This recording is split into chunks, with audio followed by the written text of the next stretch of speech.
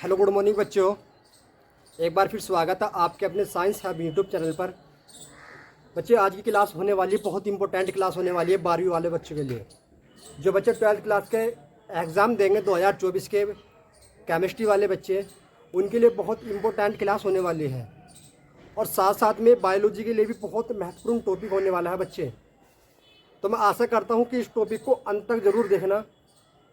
इस टॉपिक के अंदर ये चैप्टर हमारा बायो केमिस्ट्री का लास्ट चैप्टर है बच्चे। इस लास्ट चैप्टर के अंदर तुम्हें एक ऐसा क्वेश्चन बताऊंगा मैं कि बहुत ज़बरदस्त टॉपिक होगा।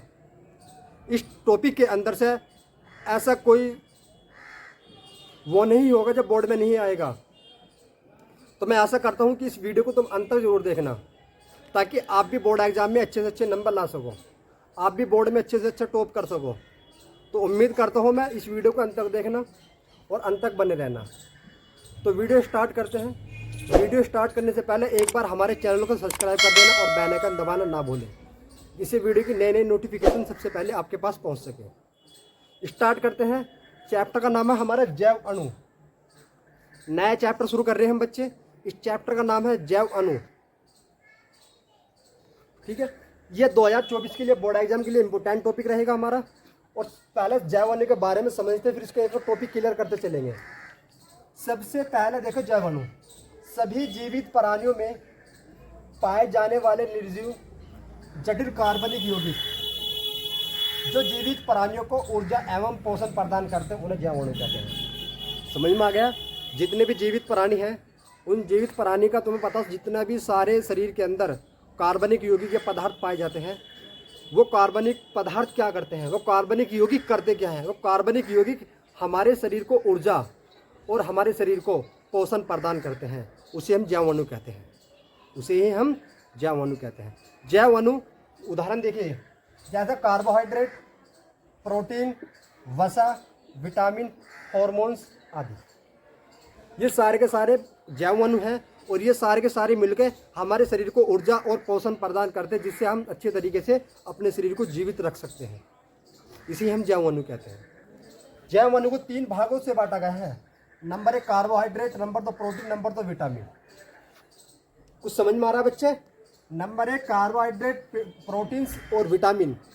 प्रोटीन क्या होते हैं, विटामिन क्या होते हैं, कार्बोहाइड्रेट्स क्या होते हैं, इनको हम अच्छे से एक एक को एक्सप्लेन करेंगे, अच्छे को एक एक को अच्छे से पढ़ेंगे।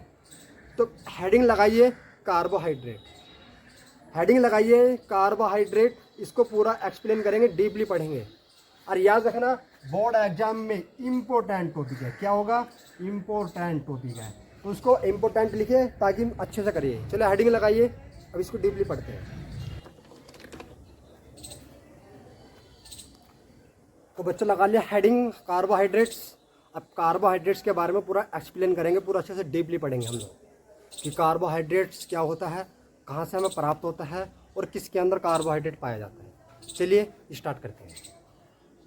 कार्बोहाइड्रेट, कार्बोहाइड्रेट जो है बच्चे, कार्बन तथा हाइड्रोजन व ऑक्सीजन से बने होते हैं। कार्बन जो कार्बोहाइड्रेट होता है किस किस से मिलकर बनते हैं? कार्बन से, ऑक्सीजन से और हाइड्रोजन से।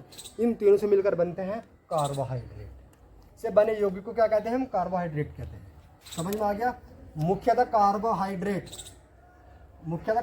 कहाँ पाते हैं? पेड़ पौधों में। ज़्यादातर आम जो चीज़ होती है वो सबसे मतलब कि सबसे ज़्यादा पाए जाने वाला कार्बोहाइड्रेट पेड़ पौधों के अंदर होता है। सबसे ज़्यादा पेड़ पौधों के अंदर कार्बोहाइड्रेट पाया जाए। ठीक है, चलिए आगे कार्बोहाइड्रेट का वर्गीकरण पढ़ते हैं। फिर कार्बोहाइड्रेट का वर्गीकरण 3 भागों में किया गया है। Monosaccharide, oligosaccharide, polysaccharide. समझ में आया? कार्बोहाइड्रेट का वर्गीकरण 3 भाग में किया गया है। Monosaccharide, oligosaccharide, polysaccharide. अब सबसे पहले हम किसका एक्सप्लेन करेंगे अच्छे से इसका मोनोसैकेराइड का, कि मोनोसैकेराइड क्या चीज़ होती है, कहाँ पाया जाता है और किसके अंदर पाया जाता है।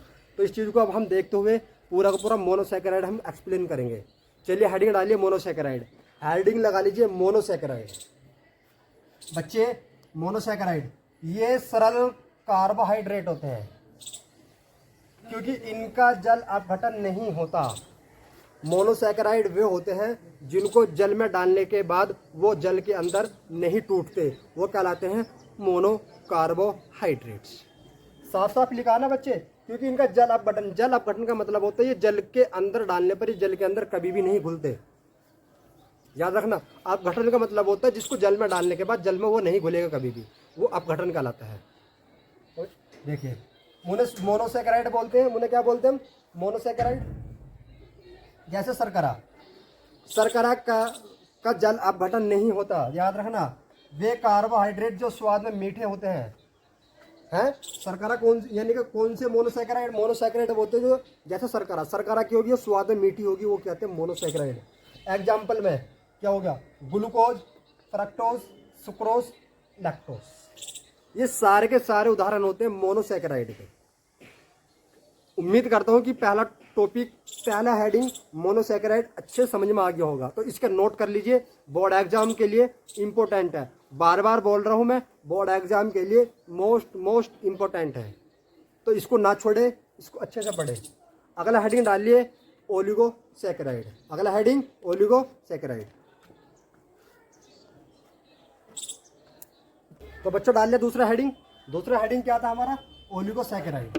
ठीक है, ओलिगोसैकेराइड क्या चीज होती है, ये कार्बोहाइड्रेट जो जल में अपघटन हो जाते हैं, यानी कि ऐसे कार्बोहाइड्रेट जो जल में आसानी से टूट जाते हैं, वो कहलाते हैं ओलिगोसैकेराइड। यानी कि तुमने क्या करा, ओलिगोसैकेराइड को जल के अंदर डाला, यदि तुमने कोई सैकेराइड लिया, यदि जल के अंदर घुल गया तो समझ लेना क्या है वो, ओलिगोसैकेराइड। समझ में आ गए। ये 3 प्रकार के होते हैं, डाइसैकेराइड, ट्राइसैकेराइड, टेट्रासैकेराइड। ओलिगोसैकेराइड कितने प्रकार के होते हैं, 3 प्रकार के, डाइसैकेराइड, ट्राइसैकेराइड, टेट्रासैकेराइड। समझ में आ गया बच्चे। फिर आता है पॉलीसैकेराइड। पॉलीसैकेराइड ये उच्च अनुभार वाले होते हैं, उच्च अनुभार वाले कार्बोहाइड्रेट होते हैं जो जल में अपघटन होने पर, जो जल के अंदर टूटने पर मोनोसैकेराइड के 10 अणु उत्पन्न करते हैं। कितने अणु, 10।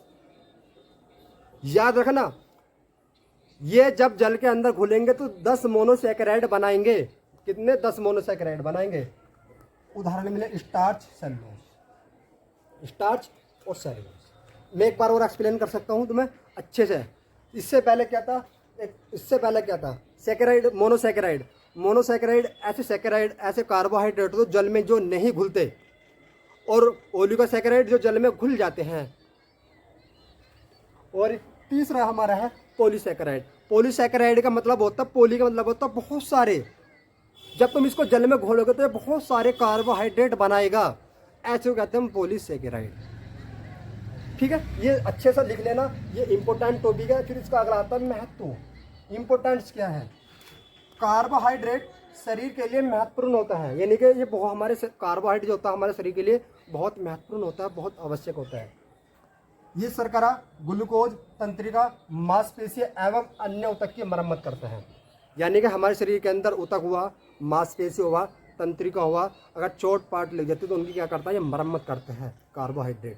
उनको ये हमारे तीसरा लिख सकते हो, ये हमारे शरीर को एनर्जी प्रदान करता है, यह हमारे शरीर को ऊर्जा प्रदान करता है। तो उम्मीद करता हूँ मैं पूरे का पूरा ये सैकेराइड समझ में आ गया होगा, पूरा कार्बोहाइड्रेट्स याद रखना बच्चे।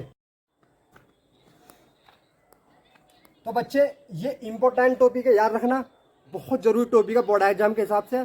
तो उम्मीद करता हूँ मैं पूरा का पूरा टॉपिक आपके समझ में आ गया होगा। अच्छे से मेहनत कीजिए, अच्छे से समझिए, ताकि आप बोर्ड में अच्छे नंबर ला सको। तो एक बार हमारी वीडियो को अपने दोस्तों को शेयर कर देना, और हमारी वीडियो को सब्सक्राइब कर देना, और हमारी वीडियो को लाइक करना ना भूलें। थैंक यू, धन्यवाद बच्चों।